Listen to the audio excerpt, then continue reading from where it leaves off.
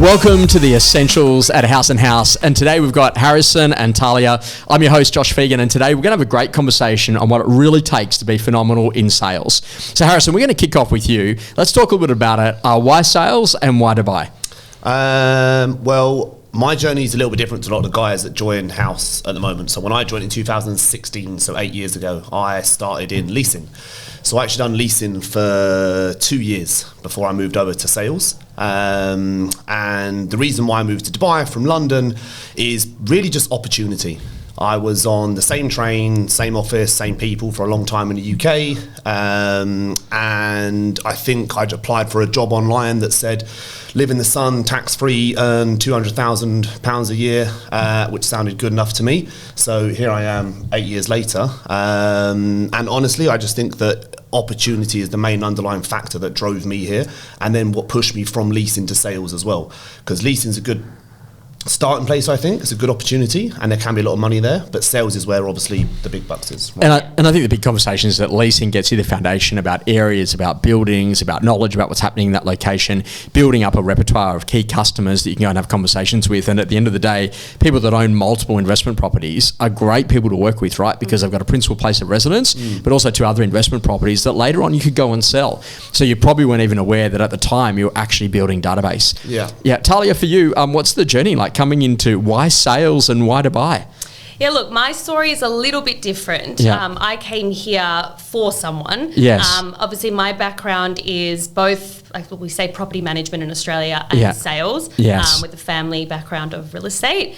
I came here not really knowing too much. I think in Australia back then, probably it has changed quite a bit now, but back then, not many people knew about the opportunities in Dubai. In the last couple of years, and I'd say this year, definitely there's a lot more people speaking to me and asking me about the opportunities here, and it's definitely a more prominent area now for people to come from Australia.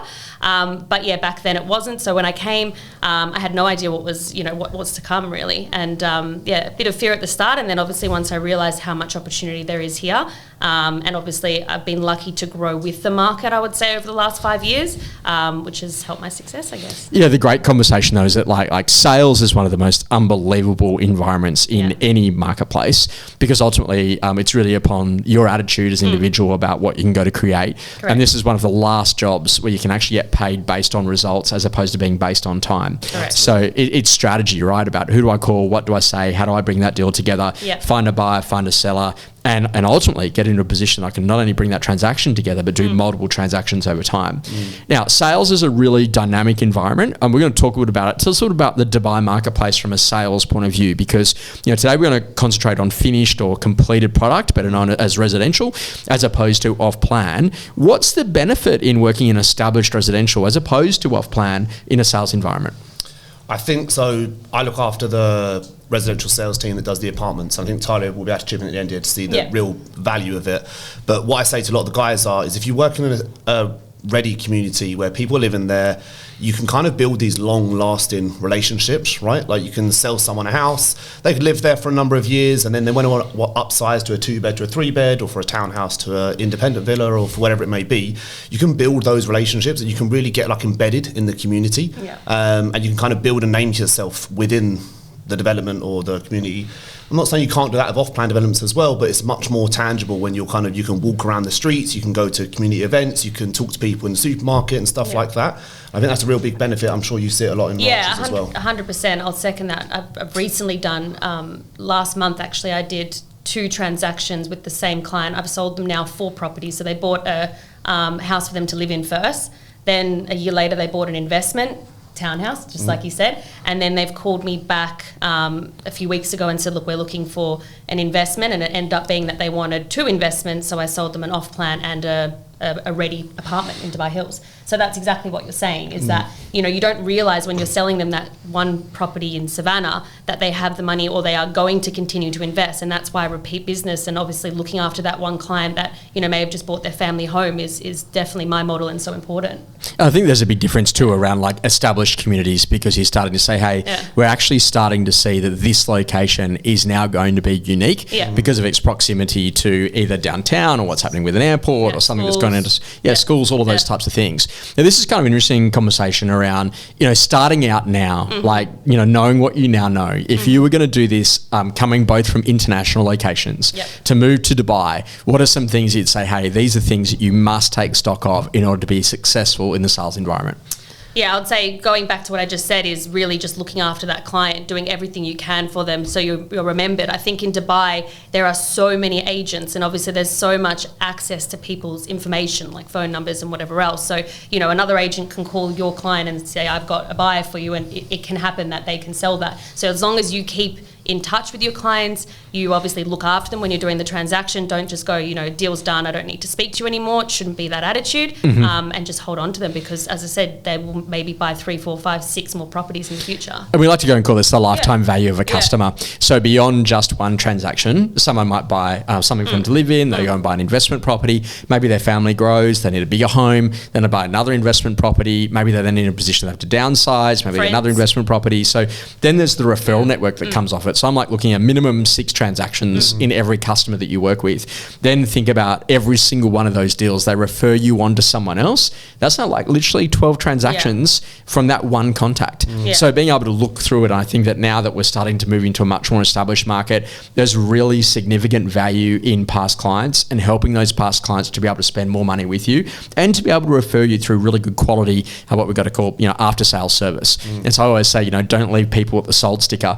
What do we actually do right the way through to successfully living in the property and then helping them to upgrade and downgrade? And sometimes it's as simple as they've got the 2 better, the 3 better comes up in that particular building. Let's talk to them about that. They've got the smaller home. Let's now talk to them about the one across the road, which backs onto the golf club, which all of a sudden gives them more aspect, more greenery, all of the above, and like really finding out what people want. From that perspective, to really make it in sales, what would you have said to yourself day one, now knowing what you know? Looking back, I can remember a very vivid conversation with James Perry when I was starting out, and he was basically saying how and the guys listening to this in my team won't believe this, but how much of a mess my CRM system was. Yes. And I really wasn't on top of it, and I didn't contact my buyers and my vendors as much as I should.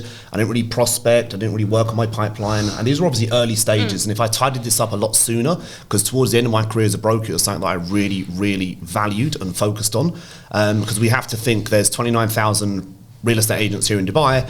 How am I going to stand out to someone different just calling up my vendor and saying, hey, would you sell your house? And it's about adding value to every phone call that I make. And I think something that I learned probably a bit too late on as a broker is adding value and building relationships rather than chasing the deal or trying to find the house for sale. Trying to find the buyer, right? And so that if there's a listing or a sale or something's actually happening in a particular building and it could actually impact one of your past clients, I quickly pick up the phone and give them a call about that. And this is that whole thing about building relationship into the day. So there'll be some people that you're going to meet this afternoon, they'll do a deal tomorrow at 9 a.m. And believe it or not, there's some people that literally going to meet today that won't do a deal for 10 years time, but could refer you to 3 or 4 clients on the way through. And this is the secret about actually, as we start to establish more communities and people that are staying for the long term as opposed to more short term in and out, they're now in a position of saying, hey, you know what, this is a great place to live.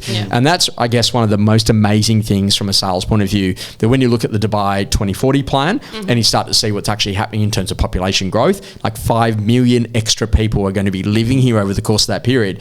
This is a fundamental thing. And one of the great things about established residential is there's more of it coming online where you've got all of this new increase in supply as the off-plan projects actually get completed. So it's really exciting that literally you can be in a position that overnight you can all of a sudden find that there's a brand new market that's just opened for you, where people are looking to maybe upgrade to the newer building, the newer community, and you're actually just doing the transaction on the way through, but yet there are other people that literally see, hey, that's really good value for that area.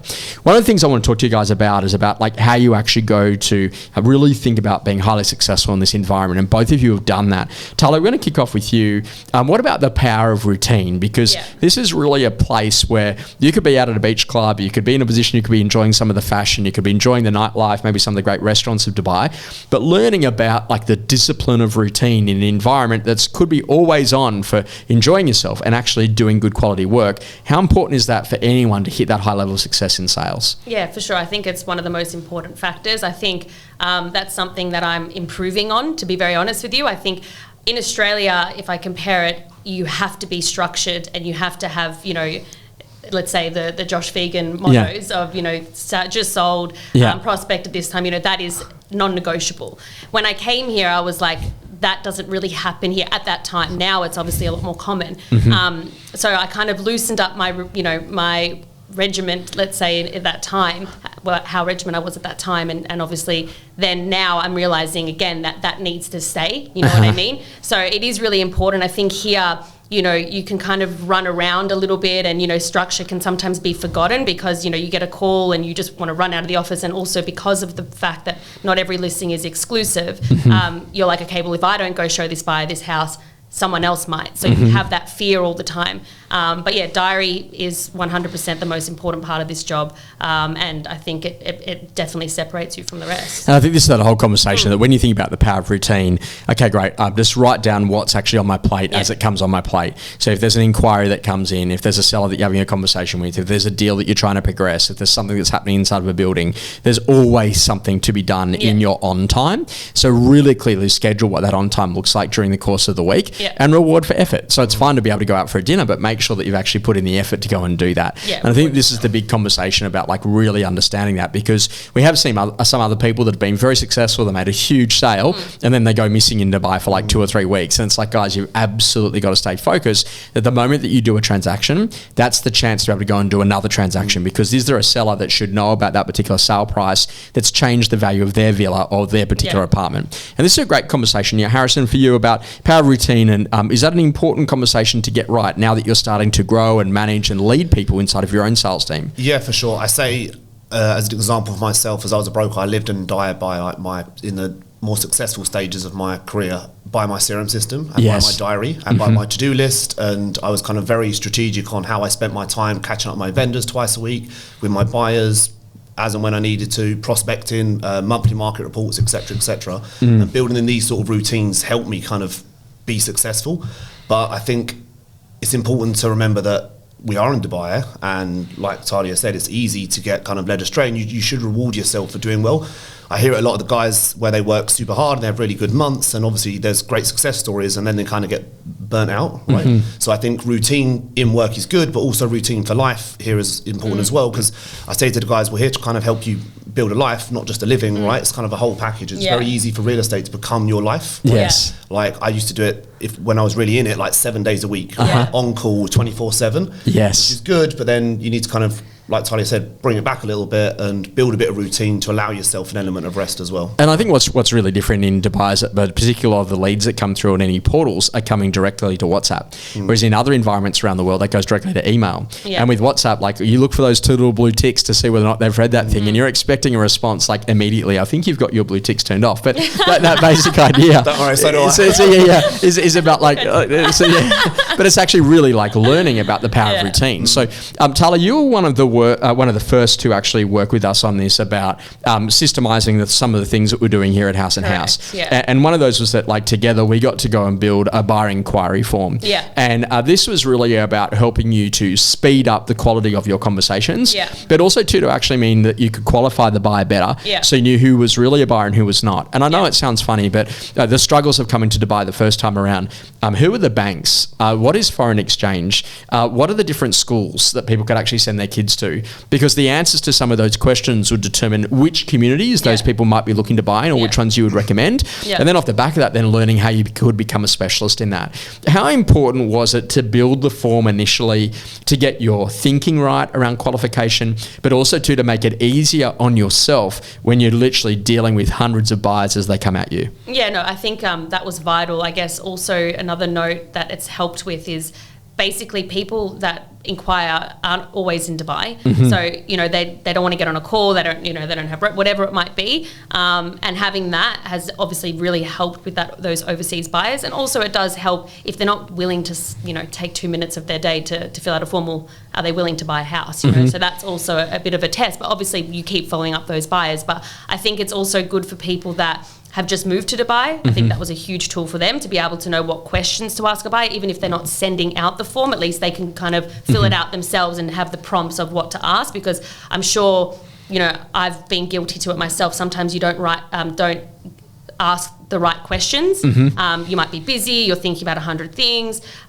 So that's also giving like a a train of what to do and what to say next and how to say it in what order. So I like this idea about what we've got to call decision trees. Oh, so are you currently based in Dubai? Oh, no, I'm not. Yeah. Okay, great. And are you on ground at the moment in order to be able to go and show you some things physically? Yes, I am. No, I'm not. Like, so literally that decision tree then determines whether or not you can actually get them in a car, so to speak, and drive them to a property and go and do some physical inspections, or whether or not they're not able to do that. Have you ever purchased internationally before? No, I haven't. Okay, great. So let's now go to talk about visas. Are you looking at a golden visa? Is it an investment visa? So that's all of a sudden you've got to literally jump all of the barriers, and sometimes the obstacles that they're not even aware are actually going to be in the way because it's their first time. Whereas someone who's done multiple transactions in Dubai is a much easier client because they're fully aware of process. Doesn't mean don't test, but what it does mean is that this one should be relatively straightforward, whereas the other one I'm really going to have to nurse through with the prospect to actually help them to understand that. Harrison, for you, about like learning systems and processes and teaching people that, to say there's some pretty simple foundations. How do we actually work with buyers? How do you actually go and find a seller? What do you do to bring a buyer and a seller together? And then later on, as your career progresses, how do I now get exclusive with that seller as opposed to being open? Tell us a bit about that, about why those things need to be systemized in making them teachable, in able to grow your team and get them to revenue as quick as possible. I'm assuming you're alluding to knowledge base. Yeah, sure. Yeah. Let's go there. So we have knowledge base at Haus, which is obviously an online platform where all of our training and development is, and it isn't a godsend. I don't know how much do you I use it, space? A lot, right? So I spend a lot of time on there. They've got everything from these podcasts and forms and what's it called when how the transfers go. So the chain of events. Everything. There's got so many resources on there which will kind of enable you to grow as a broker. It's about understanding workflow, right? Exactly. Like which comes before which, and then what happens then. So then that way it's not like you don't get caught, because I think like do you remember your first transaction ever in sales? I bet you it was bumpy as, but now that you look at 100th transaction later on down the track, you're super smooth. Oh, that's that problem, do that. Oh, that's that problem, do that. Oh no, that's what, okay, great, no problems. And it's about learning about the workflow. And when I started, we didn't have any of this, right? Like there was a much smaller team, it was a much smaller office, we didn't have sales directors, we didn't have sales managers, anything like this. So now we have that support system here at Haus. We have obviously the trainers, we have the knowledge base. Like if there's a problem, it's quite easy to go and find the answer for it, right? Yeah. I'm sure you see in the groups a lot of people say, where's the form for this? Where's the PDF for this? And they're quite easy to kind of go out and find it. And this, that whole idea is about like being able to centralize all that knowledge so that what we do is actually 100% teachable. So what has really happened, I think, a lot in Dubai is that because it's a maturing market, so it's respectfully been a bit immature, where it's like still trying to find itself and understand different regulations are coming in. And this is the interesting conversation, is that the regulations are designed to make it better, easier, faster, because something's actually happened in the past that maybe shouldn't have. Now, when we come from, for example, what's happening in the UK or Australia, we have very established protocols about what you can and can't do. And that's the interesting conversation, is that when you first come to Dubai, you're like, hang on a second, you can do like anything. It really is. That's what I struggled with the most, to be honest with you. When I first came, I was like, whoa. And this is the big thing that I've really loved about Haus and Haus's professionalism, is the real desire to get to a point of documentation, which is what you're saying on knowledge base, but then to be in a position to, how do we actually improve the quality of the professionalism of what we do as an industry, of what we actually do as an industry from a professionalism point of view. If we kind of look at that, what are some of your best tips in terms of working with buyers, Talia, like to make sure that you can deal with the volume of inquiry, but also make sure that you're getting back to the right people? Yeah, look, I think definitely the type form has helped. That's obviously first things first. I think the thing is that you really want to try and get the buyer to stick with you, because you can obviously, the beauty of Dubai, and this is something that I think has been a huge help in my success, is that you can kind of choose to be a buyer or a seller's agent, right? Well, in Australia, you can't do that. You're either one or the other. You're either at a company that's a buyer's agency or a seller's agency. Here, you can, you can take a buyer, show them all the house and house listings through the areas that these buyers are looking, and really get them on side. And I think, Haus and Haus have amazing tools, such as being able to take the clients in our own personal car. You can sit in those cars and, have conversations with the clients, get to know them, especially now with a lot of these overseas buyers coming, and that's what you want. You want them to stick with you, send you everything that's on the market. Do you have this? Other agencies, whatever else, and then that is a huge plus. So Harrison, on the seller side, how do you go working with them? Because obviously there's lots and lots of buyers, and we're starting to see more and more properties starting to move more towards exclusivity. What do you think some of the benefits are around that, and what are you doing to work with the sellers? Well, whenever we speak to vendors, obviously we always recommend they work exclusive, not just it's not for our benefit. I think the seller seems to think it's always for our benefit because it's money in the bank for us, but it's not. It's for the benefit of them, right? One point of contact, no Chinese whispers, multiple brokers on the property just leads to a race to the bottom, all these kind of things, right? So exclusivity is super important, and I think the best way to go about it is just differentiating yourself. There's so many agents and there's so many agencies, and I know at the core of it we all sell houses, we all do the product's roughly the same, but how we do it I think is just in a bit more of a polished way that will kind of make the journey and the outcome more enjoyable and more profitable for a vendor.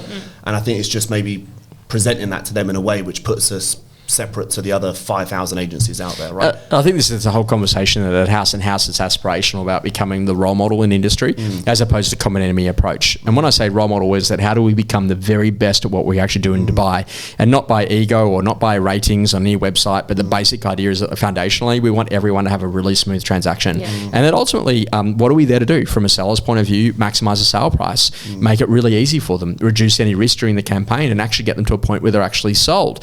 And from a buyer's point of view, we want to help them to buy the right property, get them into a position that they can secure that, and then whatever they're going to do, whether or not they're going to live in it or lease it out, to then effectively move them through the process of ownership and into that home. Now, this is a really important part of what we do because you've got to build knowledge. Talia, how do you build knowledge about areas, about builders, about developers, about what's actually happening in terms of facilities? Because one of the strangest questions I've ever had a buyer ask is, how much sun time does the pool get? So tell us a little bit about it's good that. to know that stuff. Some of the uniqueness of Dubai. I've had to learn a lot more about my north, east, south and west, to be honest. Okay, great. No, I think the thing is it does take time. You need to be honest with you, Dubai is so small but so big at the same time. There's so much choice for even the consumer, right? And the buyers in this market. It's crazy. I even saw myself when I was looking at buying myself, I was like, oh my God, like there is so much choice, right? And I think you obviously need to give it time, read, get into the market more, learn things as much as you can, and obviously also rely on people around you, like your managers, people like that. I think the thing, a bit of a mistake that some of the newer agents might make is that they just kind of go out and just run around and don't actually think about what they're trying to sell the client, and that sometimes means that client is like, well, this guy doesn't, maybe, or this woman doesn't know what they're talking about. So it's just really trying to understand everything before you actually just go and take a week and just take clients all over Dubai, and none of the properties are right for them. You know what I mean? Just on the back of that as well, I think new agents undervalue how important knowledge is. Yes. They start in the first 3 to 6 months, they kind of just want to get out there and sell stuff, which is great, but they need to have like a longer vision than that, like 6 months plus. So if you spend the first 3-6 months really learning your craft, your community, the systems, the market, etc., that will really pay dividends in like the later stages of your careers. Sure. And don't be scared to refer them on to people in other teams that can actually specialize in that area as well, I would say, because something's better than nothing. Yeah, it's a huge part. So one of your founders, Simon Baker, popped me in a car and we drove to 27 different communities one day. Bloody hell. And the benefit of that is that literally I got to see different infrastructure and I got to see different things that were happening, and I got to see some parts of Dubai that were yet to be developed and other parts that are fully developed. And the interesting conversation is that really gave me a bit of an understanding about, okay, well, what's the difference between like Business Bay as an example versus what might be happening in a new community that's just opening out at the World Expo site. And the basic idea is that to understand that there's really a whole different range of reasons about a particular community. So one of the things that you've put in at House & House, which I love, is that on every single property that we get, or when we're going to go and show a property, what do you need to know about that community? So are there any move-in requirements? Well, what does it actually look like? What's the down payments look like? All of the conversations around, hang on a second, what facilities are actually there? And then ultimately, what's the cost to actually stay living in that society over time? What's the best restaurant? What school zones does it fit in? Like all of this sort of stuff that starts to come in. If you've got a brief sheet and someone's actually saying, hey, can you go and show me that one in Business Bay? And you can talk more clearly about that particular property in Business Bay, what else is being built locally, what other facilities there are, what the best restaurants are, where the best gym is, all of that sort of stuff that people want to know. It makes it such an easier transaction, right? For sure. So in terms of building that market knowledge, you're looking after particular communities. Correct. When you do that and you're training your team around a community, you have a brief sheet now which actually gives you an understanding of that. That was the first thing that we built inside of House & House's knowledge base. That you can go to any community and it will tell you what the 4 or 5 key dot points are in that area. Correct. And then we've got very specific features and benefits of a building or of a particular community based on who the builder was. How important is it for people to know that as a part of the developer? It's super important. So something I try and preach to the guys is, let's say, so I look after communities such as downtown, Divine Marina, right? They are huge communities. It's actually quite unfair to say you specialise in downtown. Yes. They're like different communities. Which one of the 20,000 plus properties do you mean, tough. right? So it's so important to kind of further the segment then down into like sub-communities or towers or et cetera, and you want to kind of be the go-to guy for that community. So and when I say that, I mean to the point of if you have a 3-bedroom buyer come to you in Southridge in downtown, Southridge is 6 towers, right? Yeah. You need to know what the last one sold for, what floor it was on, what colour the dog was that lived there, and like who was the buyer and what bank did they go with. Like to really kind of portray this knowledge of I'm the guy that you want to go to when you're purchasing in these communities. I'm sure, I don't know, kind of in branches if you have like a segment that you would focus on, but I'm sure it's as important to have. I think brokers try and spread themselves very thin, right? Yes. I think real estate's a mile wide and an inch deep, but it's not. It's an inch deep, a mile deep and an inch wide, right? Yeah. They call it like a T-shaped individual. So you've got to have a lot of broad knowledge, but you need to be able to go deep on your community. Exactly. So if there's someone saying, hey, great, if we're a family, where are some locations that I could go to?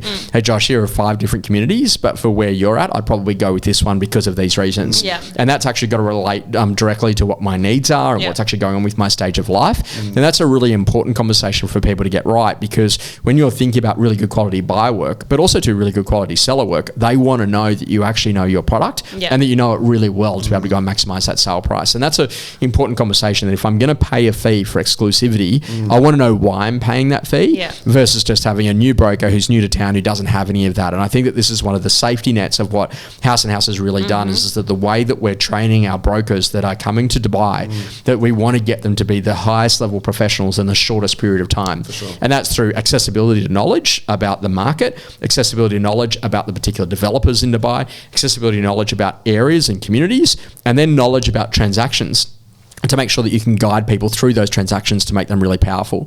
Let's talk about it. How do you get to making that first bit of revenue, hitting budget and actually starting to make money in Dubai? What's some of the things that have helped you to get there the fastest? If you were listening to this, or perhaps you're working at a competitor and you wanted to go, you know what, how would you do it? What would be some things that you would focus on? Yeah, look, I think I've always been, I'm actually changing. I think this year has been the first year that I'm no longer just more so buyer focused. I am also more sellers focused now. Yeah. But I think that's obviously from selling to so many buyers that those sellers are coming back to me. I think, look, it's important to really take your time to understand where you're working and really just understand that, number one. You know, really understanding your clients and what they're looking for. So like, you know, when I'm speaking to a buyer and they tell me what school their children are going to, or, you know, they want to, this is the kind of house that they want, it needs to be, just make sure that you're offering them everything. Don't just offer them your unit. You offer your colleagues' unit. You know, speak to the team, be creative about other areas, because the amount of times that, you know, buyers have inquired on something in Ranches and bought something in a completely different community with us it's timeless. So you need to make sure that you're speaking to everyone. And then I'd say, you know, a lot of my business is from, you know, people buying and then putting it and renovating and then, you know, putting it back on the market and whatever else. So again, that comes back down to, you know, repeat clients and making sure that you really hold on to them, because they are, I would say, mainly my whole business. So and I love this. You're really about like understanding like what's actually the problem that the client's trying to solve and connecting them with that vision. Correct. And that's one of the great things about Dubai, is that literally now all of a sudden this unbelievable vision that's been set for the whole country. We're very, very focused now that as a city that this is exactly why people are making that decision to do it. Correct. From your perspective, like in terms of you know, thinking about getting someone quickest to revenue to a point where they're actually starting to make some money, what have been some go rights that you've seen in people that have joined your team? We've had a lot of new starters, and obviously they range in how often or how quick it gets them to do their first deal. I think on average something like 42 days roughly is first to do their first deal. Yeah. If I think of some other examples, we've had agents last month, second month was a lady who done 5 sales. And honestly, if I look and think, what does she do different to someone else? Day to day, very similar stuff, but just the energy and kind of the kind of drive and passion she puts into it. I know it sounds really cheesy and really cliche, but it is kind of that sort of job and that sort of role where your clients have to feel that you're passionate about it. They have to like you before they obviously buy the house. Right? She's a very likable person, right? And that sort of stuff carries over. So I think obviously having a system, having routine, kind of really choosing the area that you want to focus on, and we guide you on that, is super important. But I think how you conduct yourself and how you carry yourself, and I think motivation, it just sounds really cheesy, right? It's so true, right? But I think the basic idea here is that as energetic as you are, you've got to have systemization in process. Correct. Now let's have a look at like Monday to Sunday as an example, Talia. Do you have a rough idea about what you want to do on a Monday, Tuesday, Wednesday, Thursday, Friday, Saturday, Sunday, and how that works for you to hit success? Yeah, so I'd say basically for me, obviously Mondays are really talking to my clients, my vendors, any viewings that I've had on the weekends, if I need to get price reductions, talking if we haven't had any inquiries over the weekend, going through, Property Finder report, seeing, the leads and how many views these properties are getting. So that's obviously most of the Monday afternoon, try and get out and do some viewings if I have any viewing requests. And then basically also just holding that, call outs for 45 minutes a day. That is something that is very important, isn't it, Josh? It is, yeah. It's kind of been like the foundation. And it's just that whole idea is that like, you're going to live in a world that's got constant interruptions. And so when I go to people's mobile phones, the first thing I normally do is I turn off all their notifications. And you can only have notifications for SMS or for maps or for calendar. And people are like, but what about WhatsApp notifications? I'm like, no, just let this, just pause for just a second, because I've got to get you really focused about, okay, if I've now got an exclusive property, who are the 10 or 20 best buyers that I know that are in market today that I should be getting across to that? If I've got buyer inquiry on something that's not exclusive, how quickly can I get that buyer down to that property, make sure I've got the qualification right and close the deal? And then what am I doing to make sure that those deals that I've got together are actually going to stick, right the way through to the point of completion? And this is an important conversation to get right, that when you understand what you're doing, you've actually got really good quality weekly routine. And what does a weekly routine look like for you, Harrison? For me, it's probably very different to a broker on the floor, right? Yes. I think supporting the teams in terms of like team meetings, talking about me generally. Yeah. Okay. Team meetings, meetings with the managers, with the mentors, one-to-ones with guys that probably need a bit more support on the floor, because I think it's super important. There's a lot of brokers out there, and although we have lots of levels of individual support with the trainers, managers, mentors, senior agents, sometimes it's handy just to have a bit of one-on-one time. I'm sure you do it a lot yourself. But that's got a lot to do with deal support too, isn't it? Right? Sure. Like it's not just that there's a buyer, but that buyer's coming from a completely different environment, a different country, a different ethos, maybe for example a different culture, and they're trying to understand how it works in this environment. You got to deal coach them through that. And sometimes too, because you don't necessarily have control with the seller, you're then also trying to negotiate about what another agent may or may not be saying from a competitor to that particular seller about a price point, which may or may not actually be real.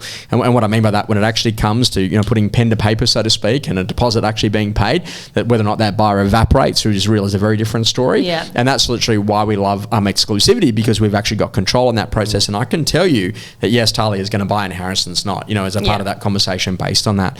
What is important, and I think that about using technology to be a real strength. Talia, you've probably never seen so much usage of WhatsApp compared to what you would have in Australia. Tell us a little bit about how different it is around voice notes around, because like I'm going to say, as a friend of mine, I've never received so many voice notes. I think you are right up there with the highest friend on voice notes compared to anyone else. The lowest in terms of if I look at my actual from this side. And has that been a big thing in Dubai? Like the culture's just very different? Yeah, I think WhatsApp is basically emails, phone calls, messages, all in one, right?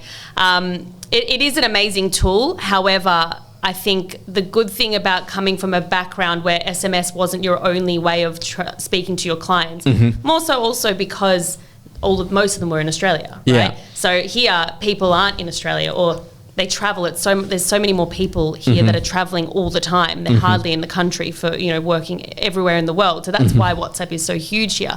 But I always, no matter what, still try and get them on the phone.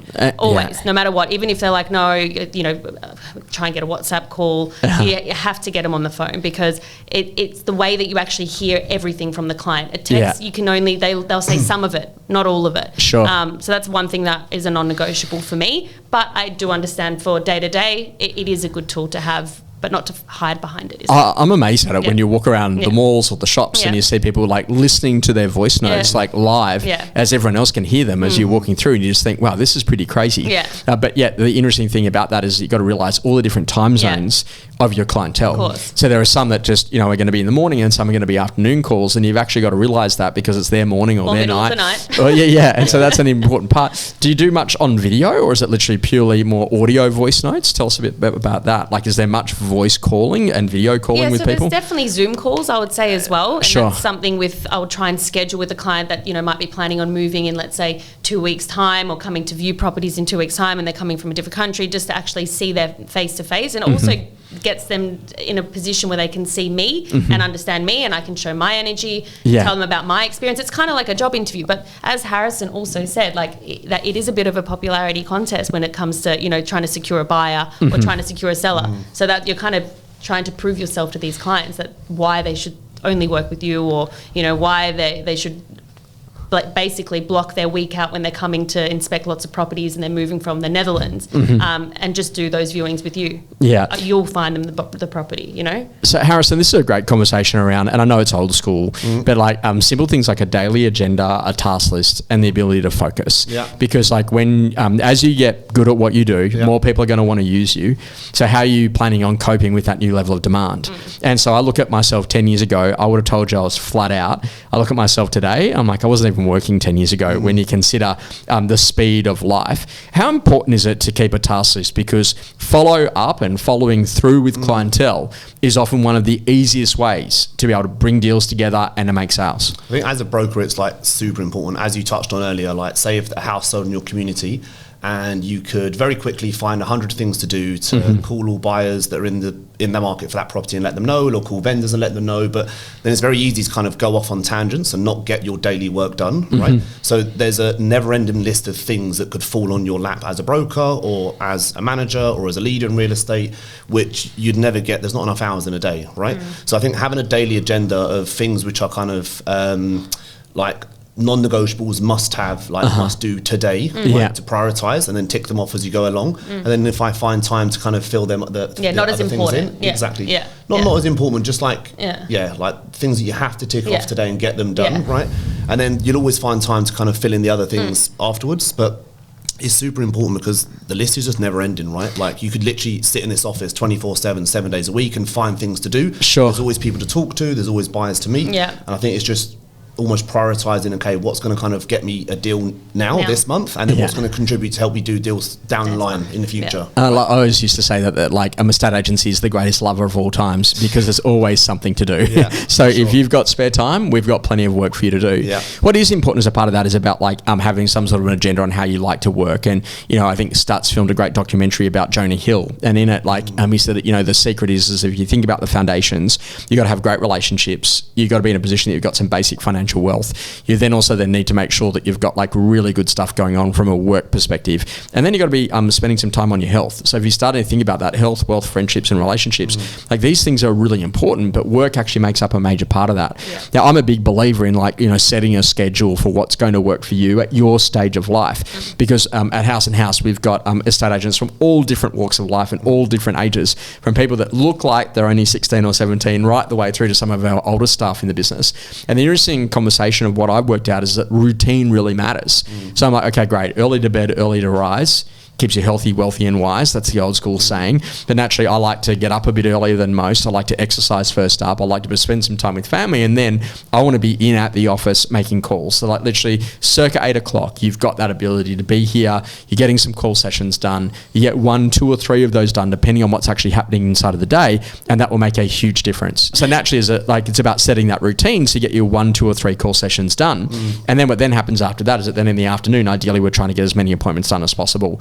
Why I like that, and whether or not that's a fanciful world or the way that it's actually going to play out, is that if it's really hot, which Dubai's known to be, then I'd rather make sure that my best energy in the day is really going to be where I'm going to try and get the greatest throughput. Now, I know that in terms of the influence idea, that if you want to be the best at being influential with people, you've got to get face-to-face. And then after that, then I'm like, okay, great, then I'll go to a phone call. Then after that, then I'll go to a Zoom. Then after that, then I'll go to a voice note. Then after that, I'll go to an SMS. And then after that, I'll then go to an email. But I have the email at the bottom of the queue and right at the top here. So this is the most potent bit. But when it comes to scale, I can send this to 10,000 people. But there I can only do maybe 4 or 5 really good quality face-to-face appointments a day. So therefore, that's what you're talking about, is grading the quality of the client, making sure that you're working with those people to get them ready. If they're not yet ready, then putting them to a supplier who can assist with foreign exchange, as an example.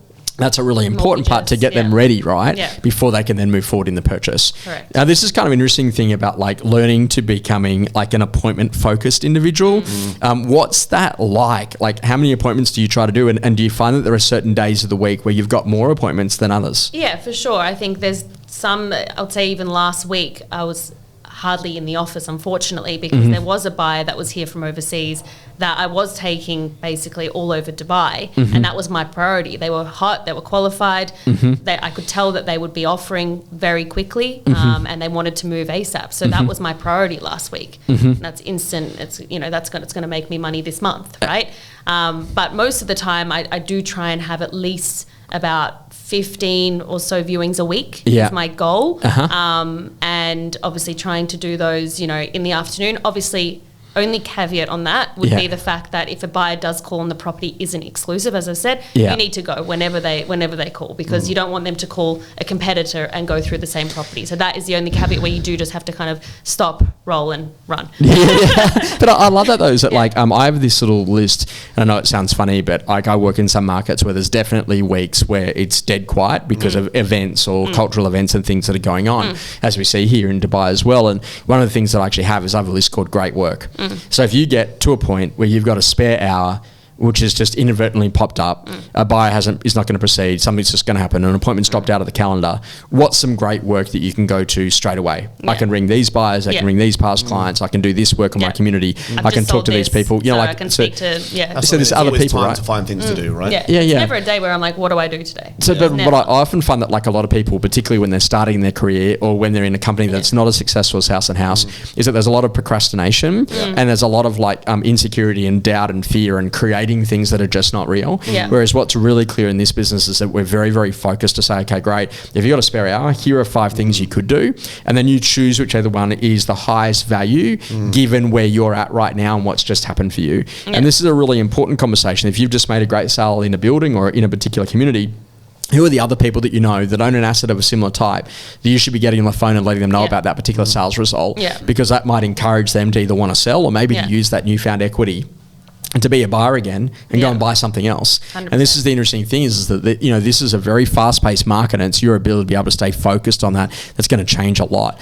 One of the big conversations is that, as you start to think about making more revenue, you got to start to think, how do I find more of the sellers and get to that point of exclusivity? Now, Talia was telling us about how, she started to find that a lot of people that have bought from her over her period of time here in that last 5 years are now actually starting to become the sellers.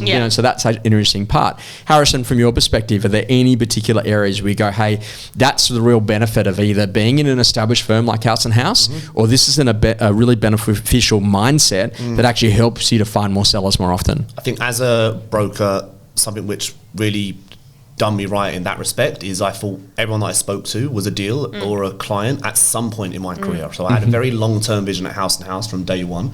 So everyone that I spoke to, everyone that I put in a CRM system, everyone that I added a market report to, I knew that person was a client at some point because I have no plans on going anywhere else. I'm in Dubai, I'm in House & House.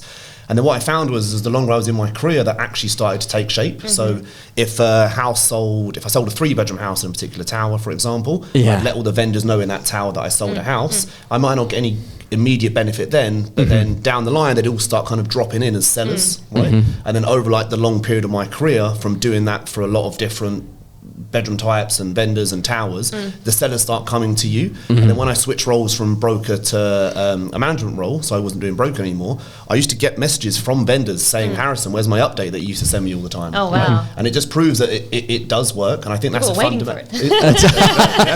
And then I think that's a fundamental way of getting sellers in this market is you have to kind of add value, right? You have to kind of be the person when they need you, not when you need them. Yeah, the mistake to make is to think that you've got to have 1,000 past clients to be successful. No. Like often you might get one person who opens up a whole heap of opportunities in a building or in a community because they're the kind of person that everyone knows. And it's not because they're excessively wealthy or any of those things, but they're a real social type person who goes, oh no, ring Talia about that. I'll ring Harrison about that. And that's actually how referral business happens.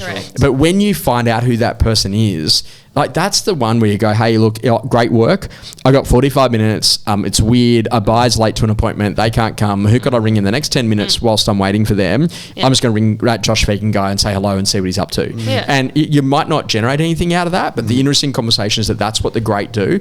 And I always say to people, hey, could you actually write out a list of your top 100 customers and those 100 customers based on volume, so in other words that they've done a lot of transactions with you, or your top 100 customers based on spend.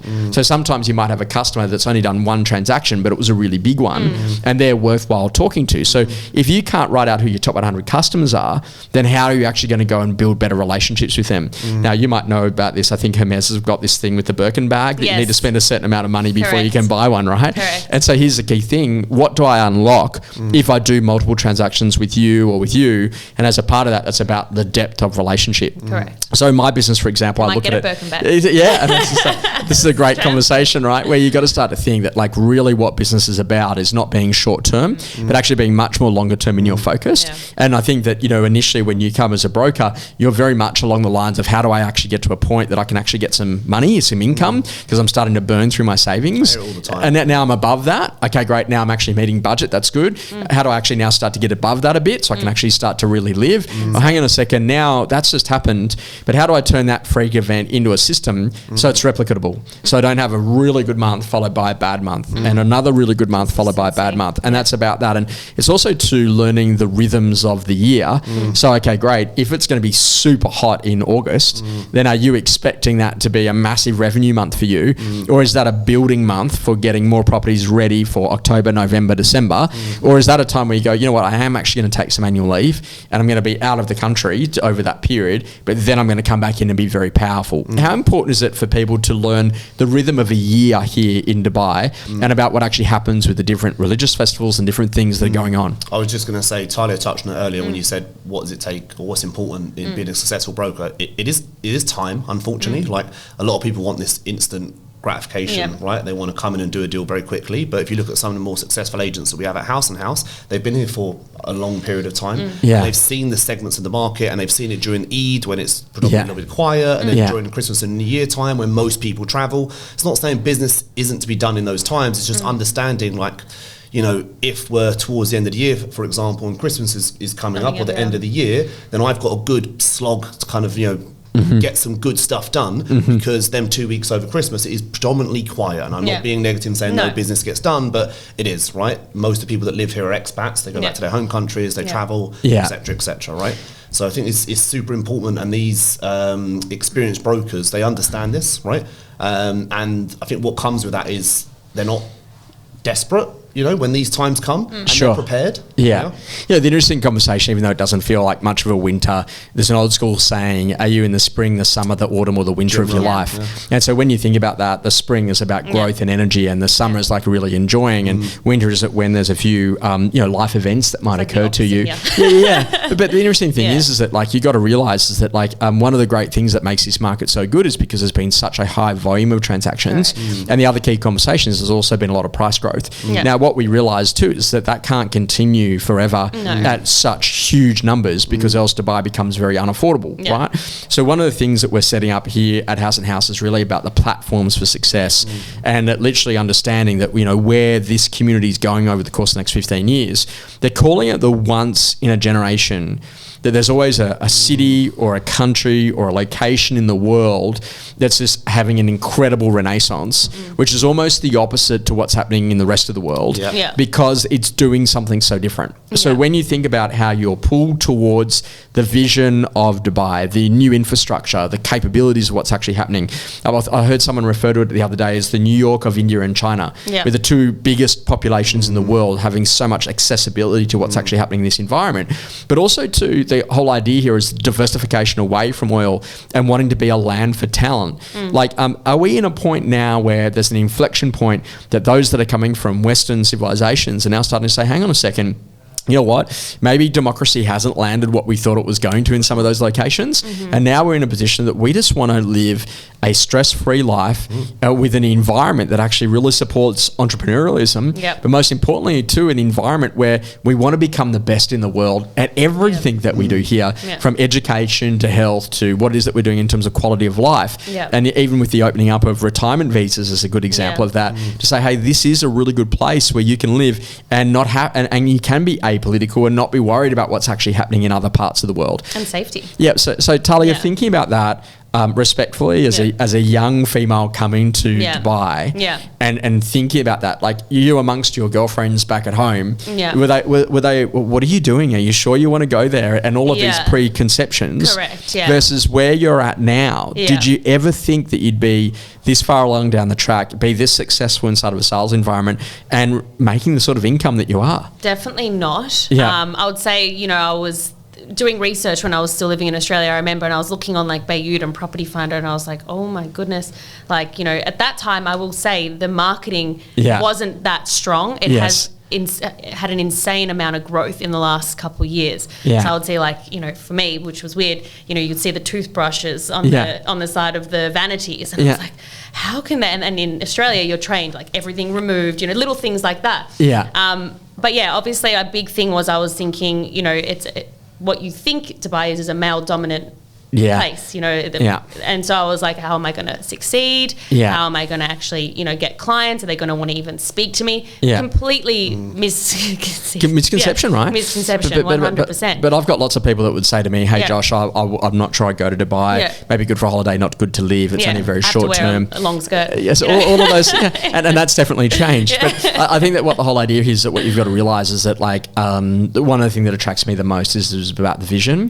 But most importantly, that every single time I come, which is 3 times a year, it feels like a completely different city again, in that there's something different about the vibe, but most importantly about the vision, but what's also happening in terms of new infrastructure. And I've been respectfully to some parts of the UK recently, and I was like, wow, this is old, and the infrastructure is old, and the people are upset about how bad things are, versus you come here and you start to say, okay, great, the floods was a good example. When that happened in Dubai, like literally I think it was about a week later that everyone got rid of their inflatables on their G-Wagons and the way they went, right? And this is a big difference. It's really funny you say this. There was as I drive to work every day, even though I've done it 100 times, I put in Google Maps just to see when there's traffic, and it took me a different route today, and I was like, I'm not sure why it's taking me this way, but I followed it anyway, and long story short, it took me along a new bridge that they built, which they built in honestly, I know the bridge you're talking about. It was ridiculous. And it cut my travel time down by like 5-7 minutes. Which on the journey to work every day is pretty good. It's just like you said, like the infrastructure here and the speed at which they do things, it takes them 6 months to fill a pothole in the UK. Sure. So,